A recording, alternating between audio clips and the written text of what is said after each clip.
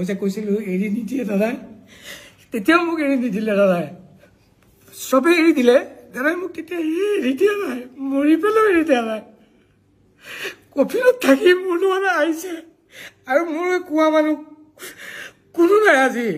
কাৰণ মোক তাতেও সোধা নাই ন কোনেও মই ক'ত যাম। মই যদি তাতে মৰি থাকিলোঁ আৰু ময়ো য'ত জুবিন দা নাই, মই জীয়াই থকাৰ কোনো উদ্দেশ্যই নাই। মোৰো এটা সৰু পোৱালি আছে, মই তাহাঁতক যে মই উত্তৰ নিদিওঁ, মোৰ হৈ কোনে উত্তৰ দিব যে সি কেনেকৈ মৰিল। মই দাদাৰ হৈ যিখিনি জানো কৈছোঁ ইনচিডেণ্টটো, মই কেনেকৈ মৰিলোঁ কোনে ক'লে হয় ইনচিডেণ্টটোত। মোৰ ঘৰখনক মই তাত যদি মৰি থাকিলোঁ হয়, 3 দিন নোখোৱাকৈ আছোঁ, মোৰ যদি ষ্ট্ৰক হৈ গ'ল হয়, মই 46 এজৰ মানুহ এটা, মোৰ ঘৰখনক কোনে ক'লে হয় সেইখিনি টাইমত আপোনাৰ মানুহজন কেনেকৈ মৰিল, মোৰতো কোনো কিয় নাই। কিন্তু মই তেতিয়া ভাবিলোঁ, দাদাই সদায় কয় মই আছোঁ নহয়, মোক বহুত দিন আগতে কৈছিল। মোৰ আজি দাদাৰ লগত নিয়েবাউট 16-17 বছৰৰ ৰিলেশ্যন, কিন্তু মই কোনো মেনেজমেণ্টত নাই, মই অকল মিউজিকতে আছোঁ। মই কোনো এক্টিঙত নাই, কোনো প্ৰমোশ্যনত নাই, কোনো ফুটবল খেলত নাই, মোক কোনো দেখা নাপায় তাত। মই অকল ষ্টুডিঅ'ত থাকোঁ আৰু ষ্টেজত থাকোঁ, মই চাহটোৰ নিচিনাকৈ থাকোঁ তাত। বাকী মই দাদাই ক'ত যাব, কি কৰিব, ক'ত ইনগ্ৰেশ্যন আছে, সেইটো মোৰ কাৰণে নহয়। য'ত মোক বিচাৰে মই তাত যাওঁ। দাদা যেতিয়া মই দেখা পালোঁ দাদাক কফিনত আছে, মোৰ এনেকুৱা লাগিছে দাদাই মোক ইয়ালৈকে লৈ আহিছে, কাৰণ মোৰ ইয়াত কোনো নাই। লণ্ডিমাক দাদাই কয় নহয়, তই মোৰ নিজৰ বন্ধু নিচিনা, তোৰ শেখৰক মই গতালোঁ, সেনেকুৱা টাইপ মোৰ ফিল হৈছে। এতিয়া মোক কোনোবাই মাৰি পেলালেও মোৰ কথা নাই। নমস্কাৰ, মই চক্ৰপাণি পৰাশৰ। খুব দুখত আছোঁ, খুব বেদনাত আছোঁ আমি সমগ্ৰ অসমবাসী। আৰু তাৰ মাজতেই মই এজন বিশেষ ব্যক্তিৰ ঘৰলৈ আহিছোঁ, লগ কৰিবলৈ আহিলোঁ তেখেতক। আৰু এটা বিশেষ ফেচবুক পোষ্ট ভাইৰেল হৈ আছে, অনুপম চক্ৰৱৰ্তী সাংবাদিক অনুপম চক্ৰৱৰ্তীৰ পেজৰ পৰা ভাইৰেল হৈছে। আৰু সেই তাত কিছুমান কথা কোৱা হৈছে, যিবিলাক কথা শেখৰ গোস্বামীয়ে কৈছে। আৰু বৰ্তমান সময়ত মই শেখৰ গোস্বামীক লগ কৰিবলৈ আহিছোঁ। মোৰ লগত আছে শেখৰ দা। শেখৰ দা নমস্কাৰ।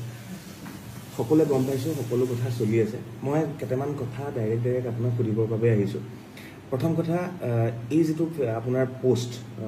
হোৱাটছএপত যিখিনি আপুনি কথা পাতিছিল, এইখিনি কাৰ লগত পাতিছিলে আপুনি? সেইটো আমাৰ আমাৰ ফেন ক্লাবৰ প্ৰেচিডেণ্ট জুবিন দা ফেন ক্লাবৰ, সি মেছেজ কৰিছিল। তাক সি কিবা কিবি সুধিলে, এনেকৈ সুধিলে আপুনি ক'ত, মই বোলো মোৰ ঘৰত। এনেকৈ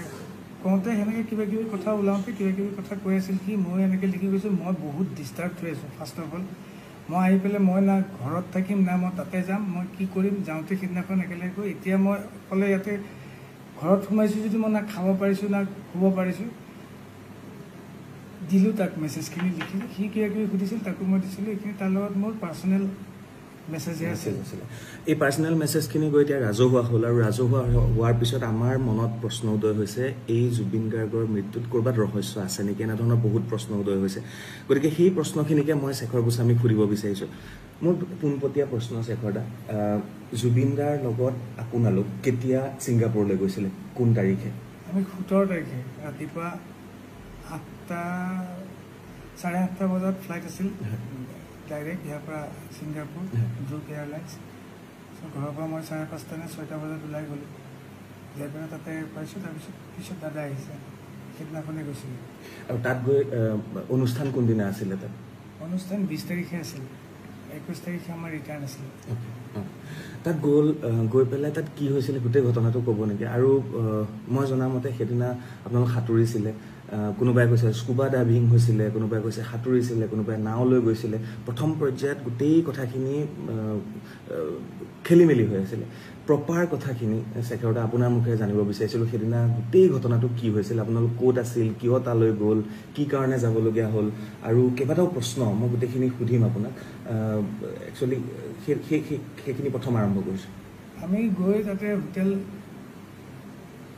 দুপৰীয়া 3টামান বজাত পালোঁগৈ, 3টা 3:30মান বজাত। তাৰে টাইমত 3টা 3:30, আমাৰ ইয়াৰ টাইমত আগত হ'ব। তো পেন পেচিফিক বুলি আছিল হোটেলখন। আৰু তাৰ মই জনাত মানে আমি সুধোতে কৈছিলে তাৰ সন্মুখতে কনভেনশ্যন হল এটা আছিল, তাতেই প্ৰগ্ৰেমটো আছিল। আৰু প্ৰথম আমি 17 তাৰিখে গৈ পাইছোঁ, 17, 18, 19 আমাৰ প্ৰগ্ৰেম নাছিল, 20 তাৰিখে প্ৰগ্ৰেম আছিল। 21 তাৰিখে আমাৰ ৰিটাৰ্ণ গৈ পোৱাৰ দিনা আমি ক'তো ওলাই যোৱা নাই তাতে হোটেলতে থাকিলোঁ ভাত পানী খাই পিছদিনাখন কোনোবা তাতে আমাৰ ইউনিভাৰ্ছ ষ্টুডিঅ' থাকে ন কিবা যে এইবিলাক স্থান থাকে তাতে আমাৰ লগত যোৱা বাকী দুজন এনেকৈ ফুৰিবলৈ গৈছিল মই আগতেও জুবিন দা বৌ মই আমি আমাৰ গোটেই টীম আগতেও যোৱা 7-8 বছৰ আগত এবাৰ গৈ আহিছোঁ ছিংগাপুৰ আছাম এছ'চিয়েশ্যনৰ অনুষ্ঠানত সেইকাৰণে মোৰ এফালে দায়িত্ব আছিল মই তাতে বেছি দিন আগত গম পোৱা নাছিলোঁ ছিংগাপুৰ যাম বুলি ঘপককৈ প্ৰিপেয়াৰ হ'ব লগা হ'ল তাৰপিছত মই প্ৰথমে গম পোৱা নাছিলোঁ মই অকলে যে যাম দুদিনমান আগতেই গম পাইছিলোঁ মই অকলে যাম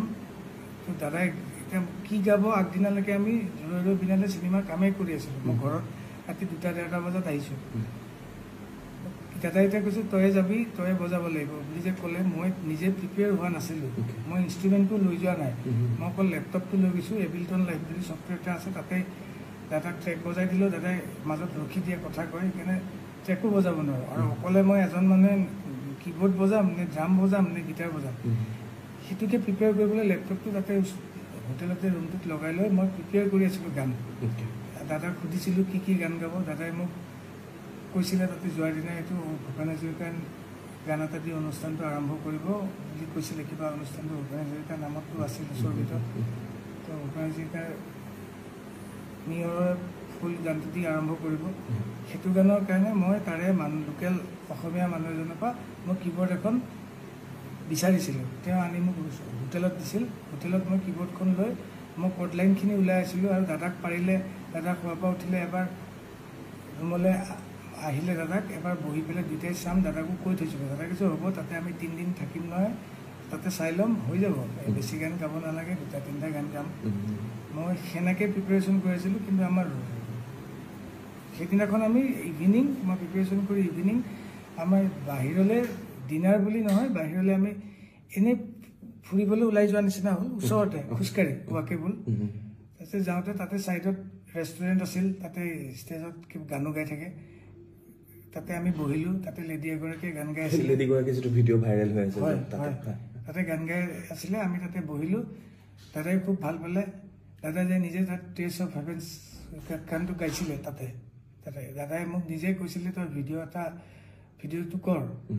মই ভিডিঅ'টো দাদাই কোৱাৰ আগতে কৰিছিলোঁ মানে দাদাই গান গাব গৈছে যিহেতু ভিডিঅ'টো মই কৰোঁ চিন এটা থাকক দাদাই কৈছে ভিডিঅ'টো যদি কৰিলি আৰু 2টামান ক্লিপ লৈ পেলাই অসমত কাৰোবাক দি দে আৰু চবকে বজাব দে আৰু তলত লিখি দিব দিবি 31 অক্টোবৰ ৰৈ বিনালে ৰিলিজ হ'ব সেইটো যাতে দিয়ে মই তাৰপিছত দাদাই সেই মানুহজনীয়ে গান গোৱাৰ পিছত মানুহজনী নামিও আহিল দাদাৰ লগত বহিছে গোটেই এক্টিভিটিছখিনি মই এনেকৈ ভিডিঅ' লৈ প্ৰথম কাৰোবাক দিলোঁ অতুনু ভূঞাকো দিলোঁ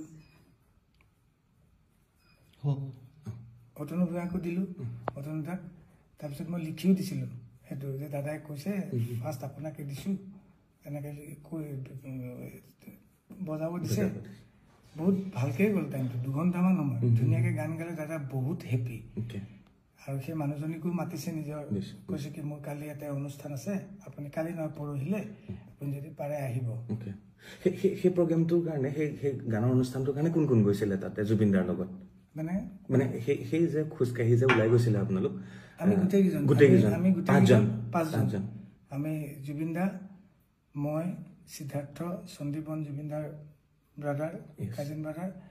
আৰু আমাৰ লগত যোৱা ফিমেল ছিংগাৰ অমৃত প্ৰভা মহন্ত আমি 4জন আছিলোঁ আৰু আছাম এছ'চিয়েশ্যনৰ তন্ময় দা বুলি যোনজন তেওঁলোক আছাম এছ'চিয়েশ্যনৰ তেওঁ আমাৰ লগত গাইডত আছিলে তাৰপিছত আপোনালোক তাৰপৰা ঘূৰি আহিলোঁ আহি হোটেলত ডিনাৰ কৰিলোঁ কৰি পেলাই শুলোঁ আপোনালোকৰ ৰুম বেলেগ জুবিনদাৰ ৰুম বেলেগ আপোনাৰ ৰুম বেলেগ 33 ফ্ল'ৰ আৰু আমাৰ মোৰ আৰু সিদ্ধাৰ্থৰ ৰুমটো আছিল 30 নম্বৰ ফ্ল'ৰ আৰু সন্দীপনৰ ৰুমটো আছিল 24 নম্বৰ ফ্ল'ৰত আৰু গোটেইকেইটাৰ ফ্ল'ৰত আমাৰ যাবলৈ এক্সেছ নাছিল মই মোৰ কাৰ্ডখন দি অকল মোৰ ফ্ল'ৰতহে যাব পাৰোঁ ডিনাৰলৈ আহিব পাৰোঁ আৰু ওপৰলৈ যাব পাৰোঁ কিন্তু বাকী ফ্ল'ৰত এক্সেছ নাই দাদাও আহিব নোৱাৰে আমিও যাব নোৱাৰোঁ কিন্তু পিছত তলত লগ হৈ আমি একেলগে নিজৰ ফ্ল'ৰত যাব পাৰোঁ কিন্তু নিজে মন কৰিলে যাব নোৱাৰোঁ তাৰপিছত আহি শুলোঁ দাদা অকলে আছিলে তাত দাদা অকলে আছিল দাদা অকলে আছিল দাদাৰ ৰুমত মোৰ লগত সিদ্ধাৰ্থ আছিল সন্দীপন অকলে আছিল এনেকৈ আহি ডিনাৰ কৰি খুলো খালি দাদাই কৈছিলে কাইলৈ আমাৰ প্লেন এটা আছে কিবা সাগৰত যাব কি বুলি কয় এখন জাহাজখন তাতে জাহাজ নহয় ডাঙৰ ইয়াক বুলি কয় ইয়াক এখন বুক কৰিছে ইয়াকত আমি ফুৰিব যাম সেইটো 19 তাৰিখৰ কথা 18 তাৰিখৰ কথা কিন্তু 19 তাৰিখৰ প্লেন ওকে 18 তাৰিখে ৰাতি কৈছিল আমি এই ঘূৰি পকি প্ৰগ্ৰেমটোৰ পৰা অহাৰ পিছত তাৰপিছত আমি কিছু হ'ব ৰুমত যাই খুলো কেইটা বজাত যাম ৰাতিপুৱা যাম যেতিয়া উঠিম যাম দাদা উঠোতে দেৰিয়ে হয় আমাৰো উঠোতে দেৰি হৈছে 12:30 বাজি গৈছে 1টামান বজাত তলৰ পৰা আমাৰ আছাম এছ'চিয়েশ্যনৰ তন্ময়দা তাৰপিছত অভিমন্যু দা বুলি দাদা এজন আছে তেওঁলোক আহি ৰখি আছিল গাড়ী লৈ তেওঁলোকে মাতিছে তললৈ আহিছোঁ অলপ পিছত দাদাও আহিছে সন্দীপন আহিল সিদ্ধাৰ্থ আহিল অমৃত বাবা আহিল তেওঁলোকে গাড়ী এখন বুক কৰি আমাক লৈ গৈছে তাৰপৰা 10 মিনিটছ ডিষ্টেঞ্চ তেতিয়া মানে 1:15-1:30মান বাজিছে আৰু তাতে যাই অলৰেডি যিখন ক'লো ইয়াক এখন বুকে হৈ আছিল তাতে উঠিলো এখন বুক কোনে কৰিছিলে তাতে আছাম এছ'চিয়েশ্যনৰ মানুহে চাগে বুক কৰিছিল সেইটো মই ইমান গম নাপাওঁ সেইটো আমাৰ জুবিন দাই জানে জুবিন দাই তেওঁলোকৰ লগত কোঅৰ্ডিনেটৰ আছিল তাতে গ'লো তাতে উঠাই আমাক লৈ গ'ল আমি আধা ঘণ্টা 40 মিনিটমান সময় গ'লো পানীত যাই পেলাই এটা জেগা থাকে তাতে চবেই যাই পেলাই ইয়াকখন ৰাখি তাতে নামি পেলাই তাতে কিছুমান পানীত এক্টিভিটি আছে সাঁতুৰিব কোনোবাই কিবা বোট চলাব এইবিলাক চলাব পাৰে দাদাই কৈ যাই আছিল তোক চুইমিং শিকাইছোঁ তাতে নামিব পাৰিবি নাই মই সাগৰতটো ভয় লাগে কৈছে সাগৰত ভালে সাগৰত তোক নুডুবাই লুণীয়া পানী তোক উঠাই দিব আৰু ঢৌচৌ নাই তাৰপিছত তাতে আমি যাই পোৱাৰ পিছত আমাৰ কষ্টিমো নাছিল তেনেকুৱা হাফ পেণ্টটো আছিল হাফ পেণ্টটো পিন্ধি গেঞ্জিটো খুলি এই জেকেটটো পিন্ধি তাতে পানীত নামিলোঁ দাদাও এবাৰ নামি পেলাই সাঁতুৰিলে অকণমান খুব বেছি 2 মিনিট 3 মিনিট সময় সাঁতুৰিছে তাৰপিছত এবাৰ লাইফ জেকেটটো খুলি পেলাইও সাঁতুৰি পেলাই লগে লগে উঠি আহিল মই উঠি অহা নাছিলোঁ আমি গোটেইকেইটাই উঠি অহা নাই আমি আপোনালোক 5জনেই গৈছিলে তাত নহয় তাতে আছাম এছ'চিয়েশ্যন আৰু ইয়াৰ পৰা যোৱা 5জনেই আছিলে আৰু আছাম এছ'চিয়েশ্যনৰ বাকীখিনি আছিল আমি 3টা নামিছোঁ সন্দীপ মই সিদ্ধাৰ্থ আৰু আছাম এছ'চিয়েশ্যনৰ 2-এজন নামিছে দাদা এবাৰ নামিল উঠি গ'ল তাৰপিছত আমি তাতে আছোঁ এক্টিভিটিজ কৰি আছোঁ ছাইডত আইলেণ্ড এটা আছে 50 মিটাৰমান দূৰত কোনোবাই ইচ্ছা কৰিলে আইলেণ্ডটোতো সাঁতুৰি পেলাই যাব পাৰে তাৰপিছত এনেকৈ তাতে কোনোবা এটাই ক'লে তাতে যাম নেকি মই যাব পাৰি কিন্তু মই সেনেকুৱা চুইমাৰ নহয় মই এনেকৈ চুইমিং কৰি যাব নোৱাৰোঁ চব গ'লে ময়ো যাম সেনেকুৱা টাইপ আৰু বহুত দূৰত নহয় ওচৰতে মই পানীতে আছোঁ পানীত থাকোঁতে মই তাতে ফ্ল' কৰি থাকোঁতে দাদা ওপৰতে বহি আছে কিন্তু তেতিয়া নাই আমাৰ পানীত নাই দাদা কেতিয়া নামিল সেইটো মই গম নাপাওঁ কিন্তু মই পানীত থাকোঁতে মোক ওপৰৰ পৰা এজনে ক'লে এই দাদা গৈছে অলপ চাবা জেকেট পিন্ধা নাই তেতিয়া মই এনেকৈ চালোঁ দাদা দেখোন আহি আছে এইফালে জেকেট চেকেট পিন্ধা নাই সাঁতুৰি আহি আছে মই ভাবিলোঁ দাদাই সাঁতোৰাত কিন্তু খুব ভাল দাদাই শিকাইছে সঁচাকৈ আজি 10 বছৰ আগত বেংগলোৰৰ হোটেল এখনত শিকাইছিল দাদাই মোক সাঁতুৰিবলৈ মই সাঁতুৰিবলৈ শিকিছোঁ যদি সেনেকুৱা সাঁতোৰ নহয় মোৰ এনেই পানীত থাকিলে অলপ ভাল লাগে কিন্তু দাদাই সাঁতুৰি আহোঁতে মই দাদাক ক'লোঁ দাদা নালাগে আহিব ইমান দূৰ বিকজ দাদা ভাগৰি যাব মানুহটো ইমান হাৰ্টত অলপ জোৰ পৰে কৈ আছোঁ যদিও মানা নাই দাদাই কথা শুনা নাই আপোনালোকৰ কথা শুনা নাই তথাপি বহুতবাৰ কোৱাৰ পিছত বুজি পাই পেলাই মই একদম লগত ওচৰত আছোঁ দাদা ঘূৰি দিলে ঘূৰাৰ পিছত মই কৈছোঁ অ'কে ঘূৰিছে যেতিয়া আমি ৰিটাৰ্ণ পাৰলৈ নহয় মানে বোটখনলৈ যাম ঘূৰিয়ে দাদাই অকণমান সময় এনেকৈ ফ্ল' হৈ গ'ল মানুহজন হাত চাত এনেকৈ দিয়া নাই ভৰি মাৰা নাই মই বোলো কি মানুহে সাঁতুৰি থাকোঁতে এনেকৈ অলপ কেতিয়াবা ৰখি দিয়ে ন সেইটো হ'ল নেকি 1 ছেকেণ্ডমান হোৱাৰ কাৰণে মই বোলো বেছি টাইম ৰখিছে বুলি মই তলৰ পৰা মইতো টিউবটো পিন্ধি আছোঁ মই তলৰ পৰা এনেকৈ দাদাক ফ্ল' কৰি উঠাই দিলোঁ দাদা ডুবি যোৱা নাই খালি মুখখন এনেকৈ তললৈ কৰি আছিল সেইটো পানীত আমি সাঁতুৰিলে এনেকুৱা হয় মই উঠাই দিওঁতে দাদা এনেকৈ দি পেলাই মুখেদি এনেকৈ বগা পানী আৰু নাকেদি বগা পানী অলপ ওলাই গ'ল ওলাই যাওঁতে মই ভয় খাই গ'লোঁ তাৰপিছত তেতিয়া দাদাই এনেকৈ চাইছেও চাই পেলাই বমি কৰি দিলে অকণমান বমিটোত অলপ বিয়েৰ গুণাইছে বিয়েৰ খাইছিল অকণমান পৰ্ক এক পিচ খাইছিল ওপৰত তেওঁলোকে বনাই নিছিল সেই পৰ্ক পিচ টাইপ ওলোৱা নাই য়েল্ল' টাইপ ওলাইছে মই চাগে এতিয়া চাগে ক্লিয়াৰ হৈ যাব মানুহজনৰ কিবা এটা চৰচনি খোৱাৰ নিচিনা হ'ল চাগে পানীত পৰিলে যিটো হয় তাৰপিছত মই তেওঁক দাঙি ধৰি আছোঁ কিন্তু তেওঁৰ যোনটো এফৰ্ট এজন মানুহক উঠাই দিলে এটা এফৰ্ট থাকে ন মই উঠাইহে ধৰিছোঁ মই তেওঁক ওচৰত লৈ থকা নাই পানীত মই জাষ্ট ডুবিব নোৱাৰাকৈ তেওঁ যিহেতু টিউব পিনা নাই মই এনেকৈ ধৰি আছোঁ তেওঁ কিন্তু নিজৰ এফৰ্টটো নাই যেনেকৈ মই উঠাই দিছোঁ এনেকৈ দিলে ইফালে হালি গ'লে ইফালে হালি যায় ইফালে হালি গ'লে ইফালে হালি যায় সন্মুখত দিলে সন্মুখত হালি যায় তেতিয়া মই চিঞৰি দিছোঁ চিঞৰি দিওঁতে তেতিয়া সন্দীপনো আছিল পানীত সন্দীপনো গৈ পালে চিধাতে বোট এখন চলাই আছিল বোটৰ পৰা নামি সিও গৈ পালে ওপৰত থকা আমাৰ যিখন বোট চলাইছিল পাইলটজন তেওঁ জাপ মাৰি দিলে পানীত জাপ মাৰি পেলাই 10 ছেকেণ্ডৰ ভিতৰত তেওঁ গৈ পাইছে আৰু এখন সৰু এই কিবা এইটো কি কয় মানুহে যোনে বহি পেলাই এক্টিভিটিজ কৰে আৰু পানীত টিউব টাইপ ডাঙৰ বোট টাইপ সেইখন লৈ গৈছে তাতে দাদাক উঠাই দিলে আৰু সন্দীপ আৰু চিধাত অলপ ওখ সিহঁতে মূৰটোত ধৰি পেলাই দাদাক এনেকৈ পানীত মূৰটো নপৰাকৈ এনেকৈ ধৰি আছে আৰু পাইলটজনে টানি লৈ গুচি গ'ল বোটলৈ আমি পিছে পিছে আহি আছোঁ আহি পেলাই ওপৰত উঠাই দাদাক তাতে শুৱাই পেলাই চিপিআৰটো দিছে এনেকৈ দি থাকোঁতে এই পাইলটজনে দিছে আৰু সন্দীপ নিজে পুলিচ অফিচাৰ সি জানে সিও কিবা মুখেদি এনেকৈ চাক কৰি দিছে মই দাদাৰ হাত ভৰিখনত মালিচ কৰি আছোঁ গৰম কৰিবলৈ পানীত কিন্তু আধা মই ডুবি আছোঁ মালিচ কৰি আছোঁ তেনেকৈ আমি 15 মিনিটমান সময় কৰিছোঁ তাৰপিছত তেওঁলোকে কোনোবাই ফোন কৰিছিল কিবা কোনে কাক কি ফোন কৰিছে মই এইটো নাজানো তাৰপিছত অলপ পিছত পুলিচ আৰু এম্বুলেঞ্চ টাইপ পানীতে জাহাজ লৈ আহিল এবাৰ তেওঁলোক আহি পেলাই তেওঁলোকে চিপিআৰ দিছে আৰু ই যিহেতু জানে বুলি ক'লে সন্দীপক কৈছে কি তুমি মুখেদি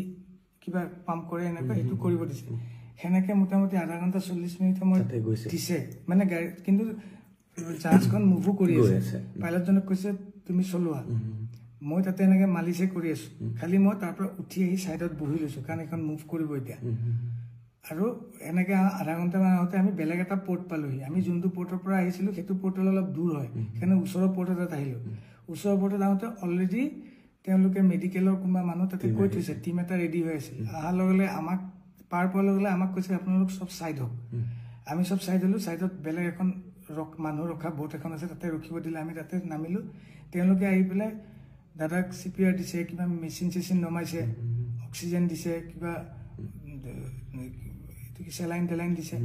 এবাৰ তাতেও আধা ঘণ্টা 40 মিনিট সময় তেওঁলোকে কৰি আছে তেতিয়াই মই দাদা আঙুলিটো এনেকৈ চাইছিলোঁ আঙুলিটো বুঢ়া আঙুলিটো মই ভৰিখন যে মালিচ কৰি আছিলোঁ বুঢ়া আঙুলিটো নীলা টাইপ হৈ গৈছে মই ভগৱানক খালি মাতি আছোঁ মহামৃত্যুঞ্জয় মন্ত্ৰ গাই আছোঁ মই বোলো কি নীলা কিয় হৈ আছে আঙুলিটো ৰঙা হ'ব লাগিব দাদাৰ উঠখন সদায় ৰঙা হৈ থাকে নীলা টাইপ হৈ গৈছে মই তেতিয়া ভাবিছোঁ নীলা কিয় হৈ গ'ল তেতিয়া মই নাৰ্ছজনীক সুধি আছোঁ তেওঁলোকক সুধিলে তেওঁলোকে ক'বলৈও মানে তেওঁলোকে ভালকৈ ইংলিছটোও নকয় কাৰণ তাতে মই কৈছোঁ পালছ আছে নে নাই তেওঁলোকে মোক এনেকৈ দেখাইছে আমাক কিন্তু যাব দিয়া নাই ছাইডত ৰখিব দিছে তাৰপিছত অলপ পিছত বেলেগ আৰু টীম আহিল পুলিচৰ এনেকুৱা এম্বুলেঞ্চ টাইপ এনেকুৱা মানুহে কিবা লৈ আহিছে দাদাক টানি নি তাহাঁতকে উঠাই গ'ল আমাক কৈছে আপোনালোক কোনো মুভ কৰিব নোৱাৰি ইয়াতে থাকক তেতিয়া লগত সিদ্ধাৰ্থ গৈছে এজনকহে যাব দিয়ে সিদ্ধাৰ্থ গৈছে তেওঁ যিহেতু আমাৰ মেনেজাৰ তেওঁৱে যাব তেওঁ কৈছে সন্দীপ মই অমৃত বাবা আমি বাকী 3টা যিকেইটা আছিলোঁ আমি ইয়াৰ পৰা যোৱা আৰু বাকী অসম এছ'চিয়েশ্যনৰ মানুহখিনি আমি তাতে থাকি গ'লোঁ আধা ঘণ্টা 40 মিনিটমান পিছত সিদ্ধাৰ্থে ফোন কৰি পেলাই বেলেগ এজনক কৈ পেলাই মোক সুধিছে মই ল'লোঁ মোক কৈছে জুবিন দা আৰু নাই তাৰপিছত আৰু আমি তাতে থাকি গ'লোঁ সেই যে আপুনি যেতিয়া উঠাই আনিছে ক'বলৈ গ'লে সেই নীলা যে হৈ গৈছিলে উঠখন আঙুলি এতিয়া ভাবিছোঁ যেতিয়া দাদা নীলা হৈ গৈছিল চাগে দাদা পানীৰ পৰা যেতিয়া উঠাই আনিলোঁ তেতিয়া জুবিন দাৰ প্ৰাণ গৈছে চাগে তেতিয়াই গৈছে বাকীখিনি এফৰ্ট যিখিনি দিছে সেইখিনিত চাগে নৰ্মেল মানুহ এজন নোহোৱালে ৰিকভাৰ কৰিলে হয় তেওঁ সেইটো ৰিকভাৰ কৰিব নোৱাৰিলে তাতে কিছু সময় গ'ল সেইকাৰণে এতিয়া 2 নম্বৰ কথা মই সুধিব লাগে এইখিনি প্ৰশ্ন সেইকাৰণে আপোনাক সুধিছোঁ তাতে এটা ভিডিঅ' ভাইৰেল হৈ আছে যেতিয়ালৈকে জুবিন দাই এখন কিবা উঠিবলৈ বিচাৰিছে তাৰপিছতে ভিডিঅ'টো সিমানতে কটা গৈছে তাৰ পিছৰ ভিডিঅ'খিনি নাই সেইখিনি ভিডিঅ' ক'ৰবাত কাৰোবাৰ লগত আছে নেকি সেইটো ভিডিঅ' তাৰে কোনোবা মানুহে কৰিছিল আমি তাতেতো পানীতে আছোঁ আমিতো ভিডিঅ' কৰা নাই প্ৰথমবাৰ যোনটো ভিডিঅ' মই চাইছোঁ এতিয়া ওলাইছে যে তাতে মানুহজন এনেকৈ ষ্টিফ হৈ পৰি গৈছে কোনোবাই কৈছে তেওঁ ষ্টিফ হৈ পৰি যোৱা নাই যোনটোত এনেকৈ উঠিব গৈছিল সেইটোত কোনো পানীৰ পৰা এনেকৈ ডাইৰেক্ট উঠিব নোৱাৰে তাত কাৰণ প্ৰেছাৰটো নাথাকে সেইটোত ধৰিলে এনেকৈ উল্টিয়ে যাব দাদা উল্টি গৈ পেলাই এনেকুৱাকৈ শুই যোৱা নিচিনা হ'ল শুই যাওঁতে মই কিন্তু পানীত নাই যদিও পানীত আছোঁ মই এখন অৰেঞ্জ কালাৰ তাতে মই বহি আছিলোঁ মই মানে দাদা যেতিয়া পানীত অকলে এক্টিভিটিজ কৰি আছে তেতিয়া মই বহি চাই আছোঁ বোলো মানুহজনে ক'ৰবাত মিষ্টেক হ'বও পাৰে কাৰণ সন্দীপ আৰু সিদ্ধাৰ্থ তেতিয়া পানীতে আছে দাদাৰ লগতে আছে তথাপি মই অবজাৰ্ভ কৰি আছোঁ কিবা ক'বও পাৰে কিবা মই দাদাকে চাওঁচোন দাদাই কি কৰে দাদাই যিহেতু মোক চুইমিং শিকাইছে দাদাই তেতিয়া কি কৈ আছিলে দাদাই তেতিয়া এনেকৈ শুই পেলাই কৈ আছে ইয়াতে নুডুবতো খুব ভাল লাগে শুই থাকিব পাৰি একদম এনেকৈ সেইকাৰণে মানুহে ইয়াত ভাবিছে সেইখিনি টাইমত দাদাৰ কিবা হ'ল বুলি আচলতে মানে তাৰপিছত দাদা আকৌ মুভ হৈছে দাদা মুভ হৈ চুইমিং কৰিছে চুইমিং কৰি জেকেটটো খুলি পেলাই 10 ছেকেণ্ডমান আকৌ সাঁতুৰি তেতিয়া সন্দীপন দাদাহঁতে একেলগে ফটো উঠিছে তাতে পানীতে ফটো উঠি দাদা এই ওপৰত উঠিল বহিল দাদা ওপৰত উঠি যেতিয়া বহি আছে সেইটোৰো ভিডিঅ' তেওঁলোকৰ হাতত আছে দাদা যে ওপৰত আহিল বহিল তেওঁলোকৰ তাত নিশ্চয় থাকিব গোটেইখিনি যদি কৰিছে তাৰপিছত আমি কিন্তু পানীতে আছোঁ মই পানীত আছোঁ সন্দীপনো ওপৰত আহিছে দাদাৰ লগত তাৰ পিছৰবাৰ যেতিয়া দাদাই গ'ল তেতিয়া সন্দীপনো গৈছে আৰু আছাম এছ'চিয়েশ্যনৰ মানুহ এজনো লগত গৈছে কিন্তু দাদাই তেতিয়া জেকেট পিন্ধি যোৱা নাছিল তেতিয়া কিন্তু মই অলপ দূৰত আছোঁ পানীত ইফালে চাই থকা নাছিলোঁ এজনে কৈ দিলে মই তোমাক যে ক'লো এজনে কৈ দিলে যে দাদা জেকেটটো নিপিন্ধাকৈ গৈছে তেতিয়া মই চাইছোঁ দাদা জেকেট নিপিন্ধাকৈ আহিছে তেতিয়া মই দাদাক ৰিটাৰ্ণ কৰিবলৈ ট্ৰাই কৰি আছোঁ ৰিটাৰ্ণ কৰিছোঁ তাৰপিছতে দাদা ফ্লট হ'ল তাৰপিছত ঠাইত আনিলোৱে ইয়াৰ পিছত আৰু এটা প্ৰশ্ন আহে দাদাৰ চিজাৰ আছে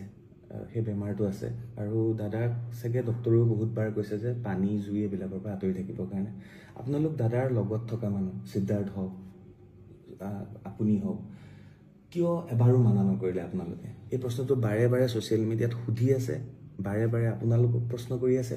কি কাৰণে এবাৰো নক'লে যে আৰু এই গোটেই প্লেনিংটো কি কাৰণেনো যাবলগীয়া হ'ল তাত ইয়াত আপুনি এবাৰো মানা কৰা নাছিলে মানা কৰা মানে মই সেইটো মোৰ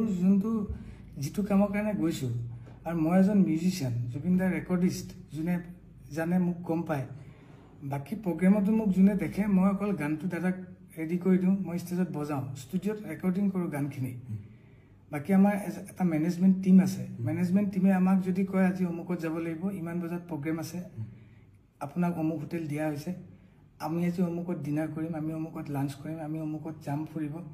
তেওঁলোকৰ যোনটো প্ৰচিডিঅ'ৰ থাকে সেইটো প্ৰচিডিঅ'ৰতে আমি মুভ কৰিব লাগে আৰু ময়ো তাত অকলে এজন মিউজিচিয়ান আৰু কোনো নাই তেওঁলোকৰ প্লেনত মোক যোনটো কৈছে পাৰ্চনেল যোনটো প্লেন আছিল দাদা নোযোৱাকৈ ইউনিভাৰ্চেল ষ্টুডিঅ'ত তাতে মই যোৱাই নাই এইটোত দাদাও আছে তাতে মই যাব লাগিব মোক যিহেতু কৈছে তই ক'ত ব'ল তাতে মই গৈছোঁ পানীত নামিব নালাগিছিল ক'ৰবাত যাব নালাগিছিল সেইটো বস্তু মোতকৈ বেছি মোৰ কাৰণেও নতুন জেগা এখন মই গৈছোঁ দাদাহঁতৰ সাহসতে গৈছোঁ মোৰো কোনো নাই আৰু দাদা তাতে সেনেকুৱা জেগাত আগত গৈছে সেনেকুৱা সাগৰত পানীত নামিছে মই নামিও পোৱা নাই সাগৰৰ পানীত মই তেনেকৈ নামিও পোৱা নাই তো মোৰ কাৰণে একেবাৰে নতুন দাদাই কৈছে নাম সাঁতুৰিবি ইয়াতে পাৰিবি ইয়াতে উঠাই দিব এবাৰ চাবলৈ চবৰে মন যায় তাতে যিহেতু এক্টিভিটিজ মই সেইটো বুলিহে নামিছোঁ তাতে মই দাদাক মানা কৰা দৃষ্টতাটো মোৰ নাই মই কৰিব নোৱাৰোঁ সেইটো এটা দাদাক যোনে সদায় সেই বস্তুখিনি চাই মই অকল গানৰ মিউজিকৰ বস্তুখিনি চাওঁ যোনে জানে মোৰ তাতকৈ ওপৰত ষ্টুডিঅ'ত দাদা গান গোৱা আৰু ষ্টেজত দাদা গান গাওঁতে গানটো কি গাব মই দেখাই নিদিওঁ দাদাক কোনটো গান গাব দাদাই যদি কয় এইটো গান গাম মই তাৰ লিৰিক্সটোহে ওলাই দিওঁ পিছফালে বজাওঁ আৰু মোৰ একো এক্টিভিটিজ নাই এই জুবিন দাৰ লগত যে দুজন চৰকাৰী চিকিউৰিটি আছে তেওঁলোক যোৱা নাছিলে হয় নাই যোৱা তেওঁলোক যোৱা নাই এইটো মেনেজমেণ্টেও লৈ নাযায় ক'তো লৈ নাযায় মানে অসমৰ বাহিৰত গ'লে ক'তো লৈ নাযায় নেকি অসমৰ বাহিৰত গ'লে তেনেকুৱা তেওঁলোক অকল অসমতে নেকি বাহিৰত সেনেকে যাব না কেতিয়াবা যায় আমি কলিকতা প্ৰগ্ৰেম কৰিব গ'লে বহুত দিন বৰাদা গৈছে এনেকে আগত বৰুদা থাকোঁতে গৈছিল কিন্তু এটুত কিয় নগ'ল কি হ'ল সেইটোত মানে মই সঁচাকৈ একেবাৰে নাজানো সেইটো মানে মোৰ মূৰৰ বাহিৰৰ কথা সেইটো মানে মই তেওঁলোক আচলতে জুবিনদাৰ এমপ্লয়ী নে গভৰ্ণমেণ্টৰ এমপ্লয়ী তেওঁলোকে কি চিষ্টেমত থাকে সেইটো মই নাজানো খালি দাদাৰ লগত দুজন পিএছত থাকে সেইটো মই জানো সাঁতুৰি থকা সময়ত আপুনি বাৰে বাৰে জুবিনদাক কৈছিলে যে প্ৰথমবাৰ কোৱা নাই প্ৰথমবাৰটো ওচৰত আছিল পিছৰবাৰ যেতিয়া চবে ক'লে প্ৰথমবাৰ জেকেটটো পিন্ধি আছিল পিছৰবাৰ যেতিয়া জেকেট পিন্ধা নাই তেতিয়া মই দাদা ধুনীয়াকৈ সাঁতুৰি গৈ আছিল কিন্তু মই যেতিয়া বেছি দূৰলৈকে গৈ আছে তেতিয়া মই কৈছোঁ কি ইমান দূৰ নাহিব আমি মানে দাদাই যাব পাৰিলে হয় চাগে মোৰ তেতিয়াৰ সময়খিনি অনুভৱ কিন্তু দাদাই বহুত ভাগৰ লাগি যাব পাৰে ইমান দূৰ সাঁতুৰিলে কাৰণ মোৰো পানী তেনেকৈ এক্টিভিটিজ কৰি থাকোঁতে মোৰো ভাগৰে লাগিছে মই দাদাৰো ভাগৰ লাগিব পাৰে সেইকাৰণে মই কৈছোঁ দাদা বলক ৰিটাৰ্ণ হওক আৰু দাদাক এবাৰ ক'লে দাদাই কথাবিলাক নুশুনিছিল নিজে যিটো ভাবে সেইটোৱে কৰি আছিল কোনো মানা কৰিলেও নুশুনে কথাবিলাক যিমানখিনি বাৰু ট্ৰাই কৰিছোঁ শুনিছিল কিন্তু মানুহটোৱে ঘূৰিছিল ৰিটাৰ্ণ হৈছিল মোৰ কথাটো শুনি ৰিটাৰ্ণ হৈ পেলাইতো 1 ছেকেণ্ডো নহ'ল ফ্ল' হৈ গ'ল তেতিয়া মই ধৰি পেলাই উঠা তাৰপিছততো মই চিঞৰি দিলিঙত আহিল চবেই আছে তেতিয়া উঠাই দিলোঁ তাৰপিছতেতো হ'ল কথাটো সেইখিনিয়ে কথা শুনিবলৈও ভয় লাগিছে মোৰ মানে আপুনি যেনেকৈ কৈ গৈ আছে ভাবিয়ে ভয় লাগিছে প্ৰথম কথা তাৰপিছত আপোনালোকক পুলিচৰ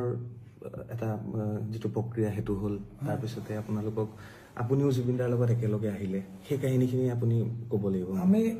আমাক তাৰপিছত তাতে মোটামুটি 10-12 ঘণ্টা বেছিয়ে হ'ব ইমানখিনি সময় আমাক কাষ্টাডিত ৰাখিছে তেওঁলোকে যোনটো পৰ্টৰ পৰা আহিছিলোঁ তালৈ আমাক লৈ গৈছে আমাক একো বস্তু লাগিবও দিয়া নাই তেওঁলোকৰ ফৰেনচিক মানুহ আহিছে নাৰ্কটিক্সৰ মানুহ আহিছে তাতে ড্ৰিংকছৰ বটল বিয়েৰৰ বটল যি য'ত পাইছে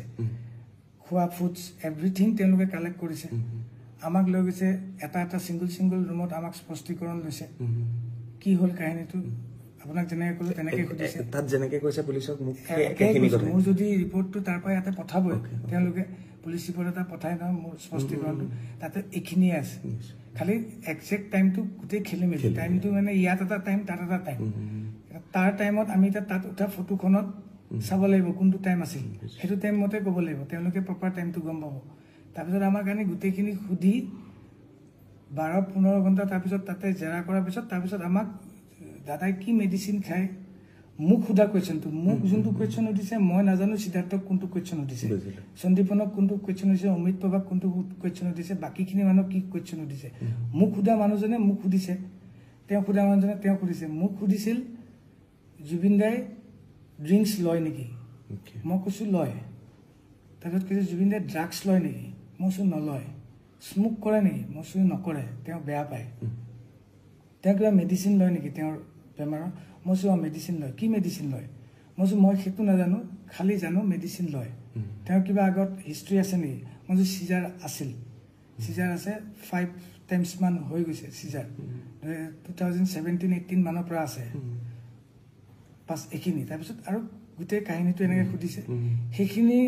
ভিত্তিত তেওঁলোকে আমাক হোটেলত লৈ গৈ হোটেলত দাদা থকা ৰুমটো টোটেল নাৰ্কটিক্সে চেক কৰিছে কৈ পেলাই তাতে যি মেডিচিন পাইছে সেই মেডিচিনখিনি তেওঁলোকে লৈ আহিছে আহি পেলাই তেওঁলোকে ৰিপৰ্টত নিশ্চয় লিখিব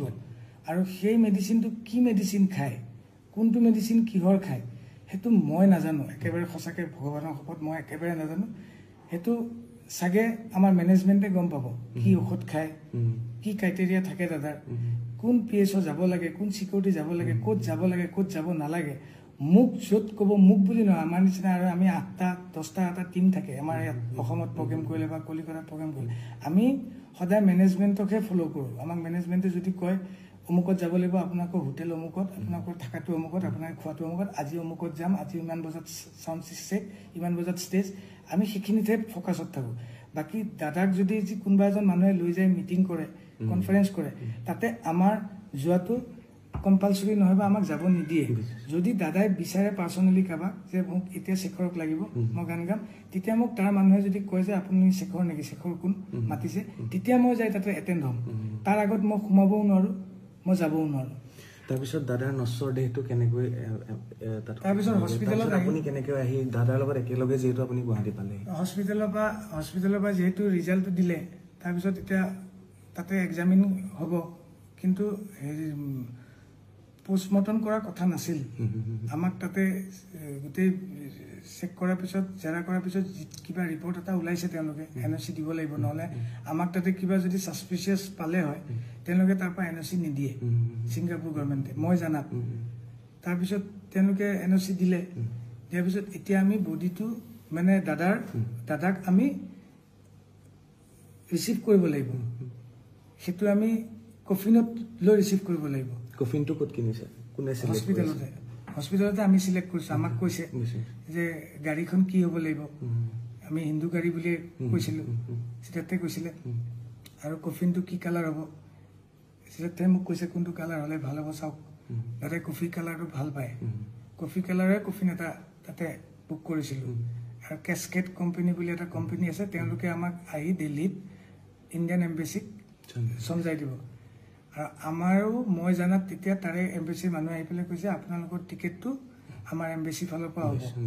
তাৰপিছত আমি তাতে দাদাক লৈ পেলাই তেওঁলোকে গাড়ীখনত উঠাই ল'লে তাৰপিছত আমাক কিন্তু আৰু ওচৰত যাব দিয়া নাই আমাক ডাইৰেক্ট কৈছে আপোনালোকে ইমান টাইমত এয়াৰপৰ্টত আহিব এয়াৰপৰ্টত আমি আপোনালোকক লগ ধৰিম দিল্লীতহে আপোনালোকক গতাম তাৰপিছত আমি আহি আকৌ এয়াৰপৰ্টত ৰখিছোঁ এয়াৰপৰ্টত তেওঁলোকে দাদাক উঠাইছে আমাকো উঠালে দিল্লী এয়াৰপৰ্টত নামিলোঁ নামাৰ পিছত আমাৰ দিল্লী এয়াৰপৰ্টৰ টাৰ্মিনেল 3ত নামাৰ পিছত আমাৰ ইয়াতে CM আৰু আমাৰ পবিত্ৰ মাৰ্ঘেৰিটা দাদা তেওঁলোক আছিল এটা লঞ্চ আছিল চাইডত তাতে লৈ গ'ল দাদাক ভিতৰে নিছে আমিহে বাহিৰত আছোঁ যাওঁতে আমি 3টা আছিলোঁ 3টাই গ'লোঁ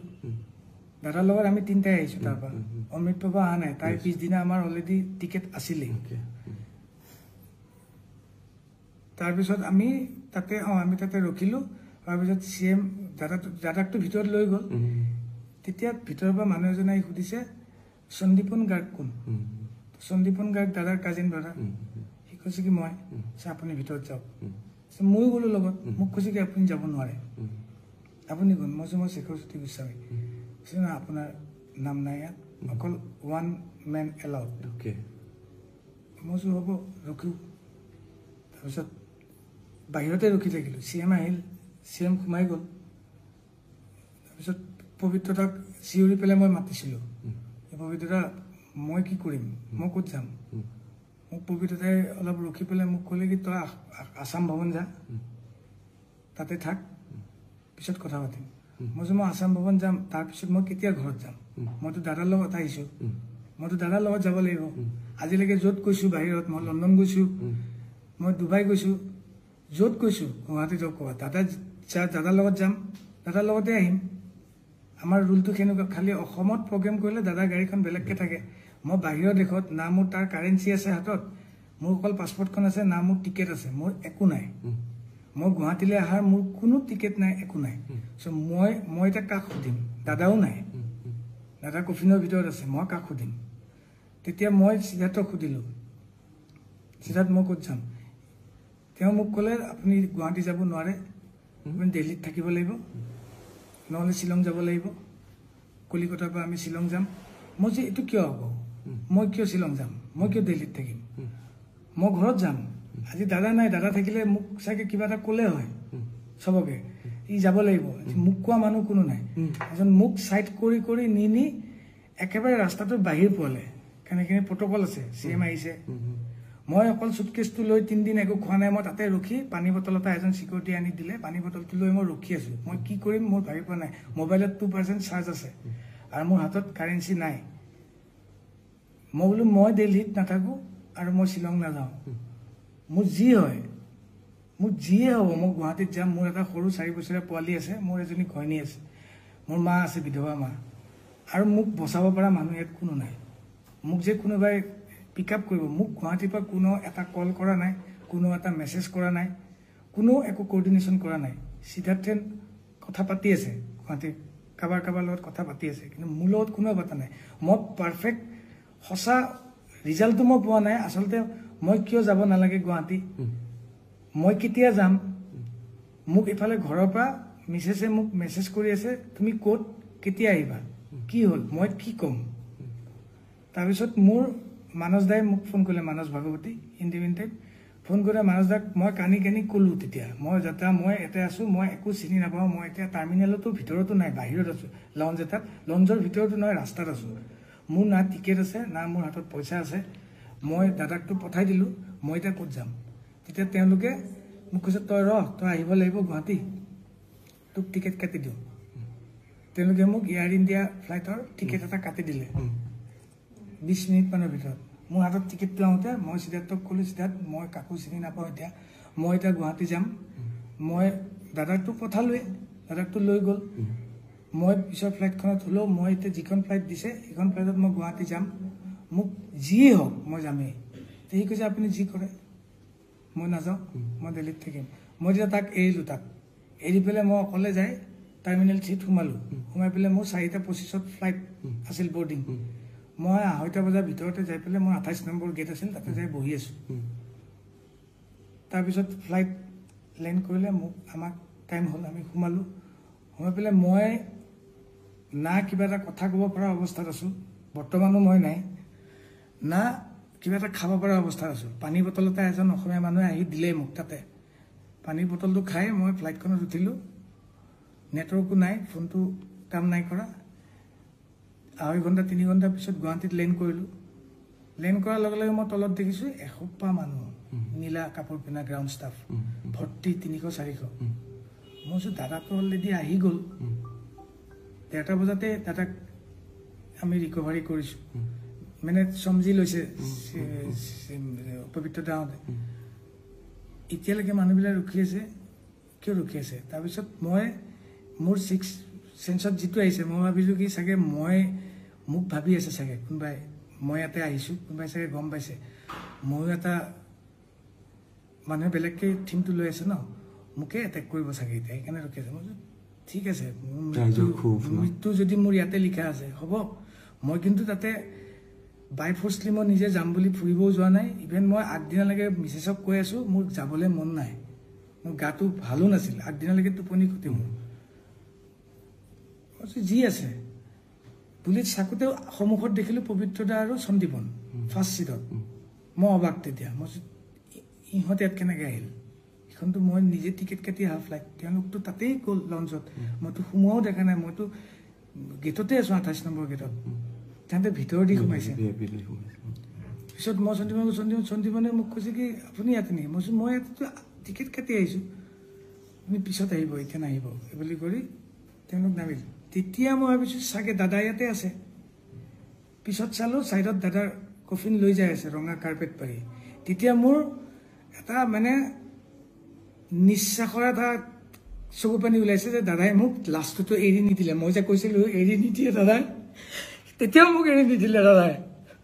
চবেই এৰি দিলে দাদাই মোক তেতিয়া এৰি দিয়া নাই মৰি পেলাও এৰি দিয়া নাই কফিনত থাকি মোৰ মানে আহিছে আৰু মোৰ কোৱা মানুহ কোনো নাই আজি কাৰণ মোক তাতেও সোধা নাই ন কোনেও মই ক'ত যাম মই যদি তাতে মৰি থাকিলোঁ আৰু ময়ো য'ত জুবিন দা নাই মই জীয়াই থকাৰ কোনো উদ্দেশ্যই নাই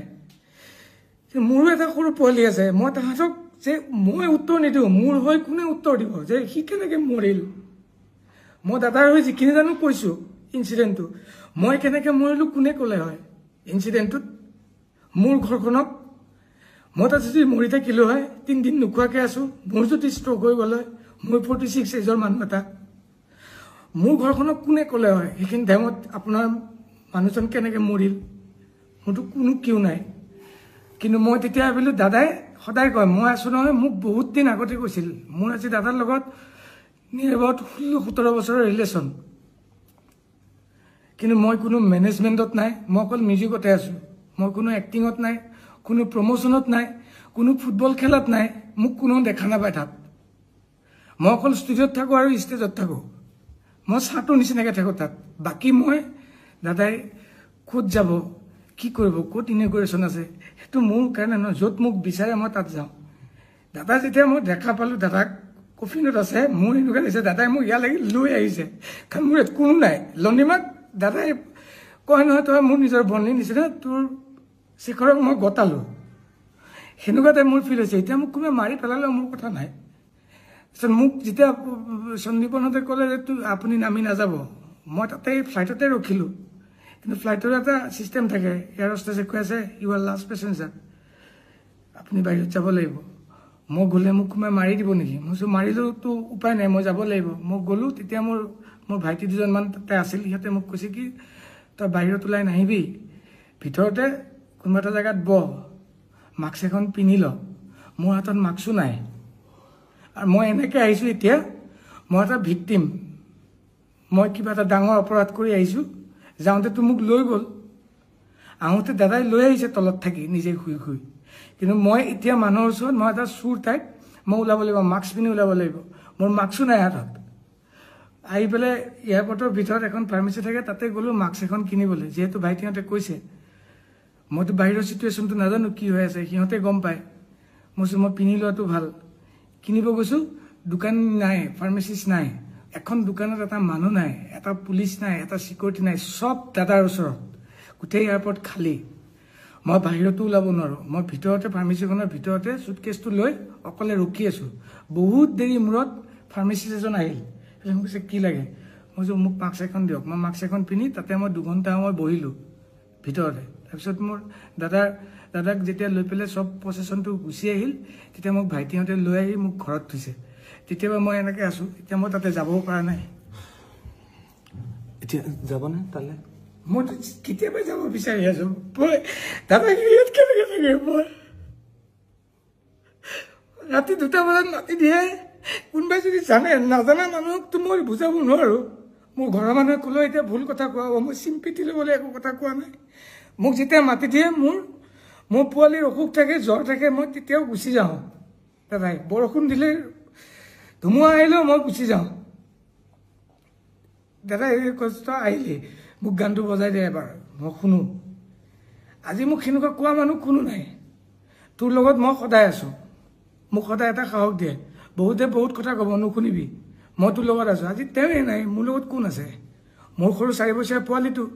আৰু মোৰ মিছেছ, তেওঁলোকে একোৱেই নাজানে এইটো কথা। মোক জানে, জুবিনদাৰ লগত তেওঁ গৈছে, জুবিনদাৰ লগত আহিব। আজি যদি মই ইমান জাৰ্ণি কৰিছোঁ, ৰাস্তাত যদি কোনোবা দিনা মোৰ এক্সিডেণ্ট হৈ মোৰ মাজত এক্সিডেণ্টটো হৈছিল। আমি পাঠশালা প্ৰগ্ৰেম যাওঁতে গাড়ীখন মৰিবলৈ ওলাইছিলোঁ। তেতিয়াওতো মোৰ ঘৰৰ মানুহে ইয়াতেই আছে ন, সেনেকেই প্ৰগ্ৰেমো কৰিছোঁ। কিন্তু মোৰ যোনটো ডিউটি মই সেইটো কৰিছোঁ। মোৰ দেউতা ঢুকাইছে, 3 দিনৰ দিনা দাদাৰ প্ৰগ্ৰেম আছিল, তাতো লৈ গৈছোঁ, মই তাতো গৈছোঁ। আৰু মোৰ একো নাই কৰিবলৈ। এতিয়াতো মোৰ একোৱেই নাই। এতিয়া মই তাতো বোলে যাব নোৱাৰোঁ। মোৰ চিটনিং আছে, মোক কোনোবাই মাৰিব, মই বোলে ভিক্টিম।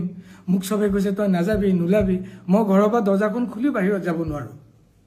তেতিয়া পিকুৱে মোক যেতিয়া মেছেজ দিছিল, তেতিয়া মই তাক মোক ক'ব লগাখিনি মই তাক ভাই বুলি মই তাক মেছেজত ৰিপ্লাই দি আছিলোঁ। মই নাজানো এইটো ভুল হ'ল শুদ্ধ হ'ল, মই একো নাজানো। মই তাক ক'ম, মই চোৰৰ নিচিনা ৰুমৰ ভিতৰত সোমাই থাকিব মই নোৱাৰোঁ। দাদাৰ চব হৈ যাব অন্ত্যেষ্টিক্ৰিয়া, মই তাৰপিছত মানুহৰ ওচৰত যাম। মই কি বুলি লৈ যাম? মই কাৰ ওচৰত যাম? মোক কোনে একচেপ্ট কৰিব? তাৰপিছত মোকতো কোনে একচেপ্ট নকৰে। মই এতিয়া কি কৰিম? মই এতিয়া আপোনালোকৰ থ্ৰুদি মই অসমৰ ৰাইজক সুধোঁ, মই কি কৰিব লাগিব এতিয়া? মই এতিয়া অসমৰ ৰাইজক ক'লোঁ এইটো কথা যে প্ৰত্যেকখন বিহু মঞ্চ, প্ৰত্যেকটো অনুষ্ঠান জুবিন গাৰ্গৰ কাষতে ড্ৰাম, কীবৰ্ড, এই সকলোবিলাক বাদ্যযন্ত্ৰ বজাই পেলাই থকা মানুহজনে হৈছে শেখৰ গোস্বামী। শেখৰ গোস্বামী এতিয়া আহি ঘৰত এনেকৈ সোমাই থাকিবলগীয়া হৈছে। যিজন শেখৰ গোস্বামীয়ে পিতৃ ঢুকোৱাৰ পিছতো 3 দিনৰ পিছতে জুবিন গাৰ্গৰ লগত গৈ পেলাই তেখেত সংগত কৰিছিলে। যিজন শেখৰ গোস্বামীয়ে এক্সিডেণ্ট